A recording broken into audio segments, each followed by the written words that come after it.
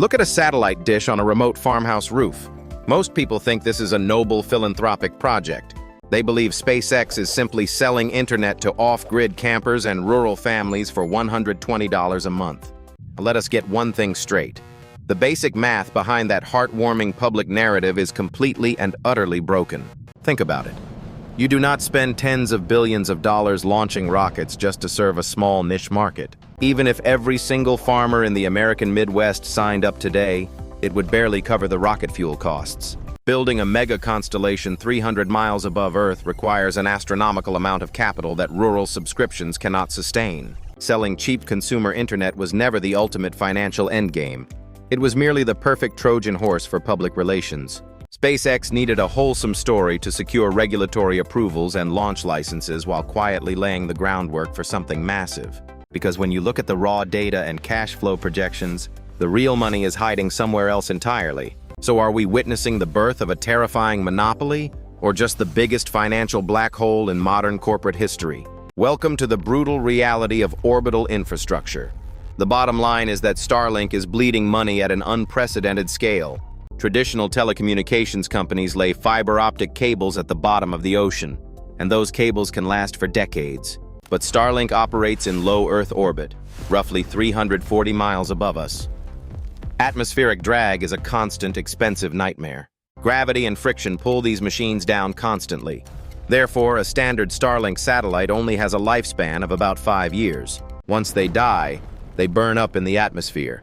SpaceX must constantly launch new rockets just to maintain the status quo. It is exactly like painting the Golden Gate Bridge. The moment you finish, you must start all over again from scratch.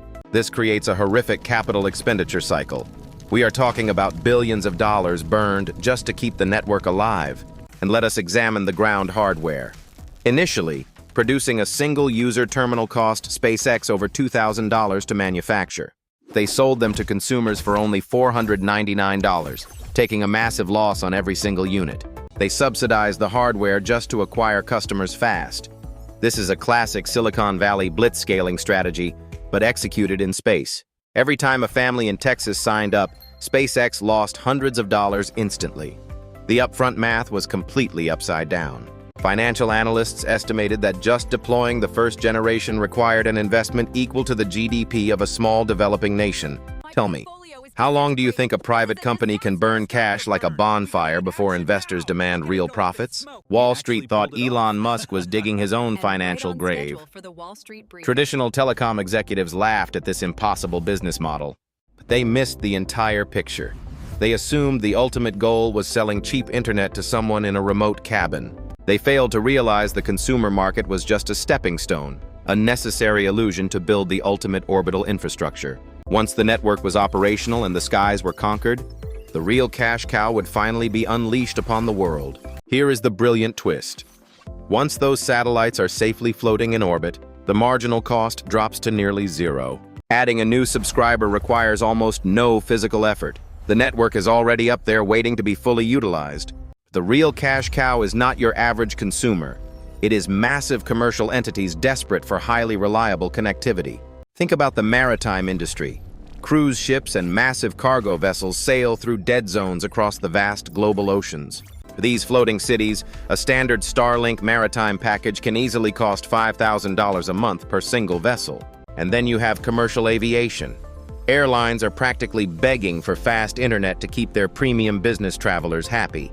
Aviation hardware installations and monthly data packages can skyrocket to tens of thousands of dollars per single commercial airplane. Corporate clients do not care about the heavy price tag. They desperately need seamless data streaming over the middle of nowhere. But there is an even darker and far more profitable layer hidden deep inside this orbital business model. Enter Starshield. This is the highly classified, militarized version of Starlink built exclusively for the United States government agencies. We are talking about multi-million-dollar defense contracts serving the Pentagon, the Air Force, and global military intelligence operations. When a government relies on your private infrastructure for national security, you basically have a financial blank check for life. And how does SpaceX maintain an absolute monopoly over this lucrative orbital real estate? The secret lies back on Earth. Because SpaceX owns the rockets, they launch their own satellites at a tiny fraction of the cost of their competitors. It is a vertically integrated masterpiece. They completely control the transportation, they control the hardware, and they control the signal. Other satellite companies must hire someone else to blast their equipment into space, usually paying millions in heavy premium fees. SpaceX simply loads their own cargo into their own reusable rockets, drastically undercutting any potential rival in the global market. By the time the competition even gets off the launch pad, Starlink has already locked down the most wildly profitable clients. This is not just an internet service provider. This is an untethered digital toll booth floating directly above our heads. And every single data packet that crosses the ocean must pay the toll directly into the deep pockets of SpaceX. But building this orbital monopoly is not for the faint of heart. The history of space telecommunications is an absolute financial graveyard. Consider the infamous case study of Iridium back in 1999. They built a revolutionary constellation and almost immediately went bankrupt. In 2020, we watched OneWeb burn through billions of dollars before finally filing for Chapter 11 bankruptcy protection. The barrier to entry is so high that even Elon Musk stared into the financial abyss in 2021. He sent an internal email to SpaceX employees, warning them of a genuine bankruptcy risk over the Thanksgiving holiday weekend. The crisis was not the satellites.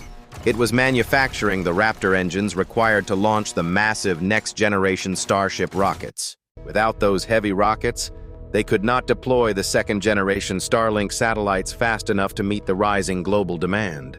If their launch schedule slowed down for even a few months, the massive cash burn would have destroyed the entire company. It is a high-stakes tightrope walk.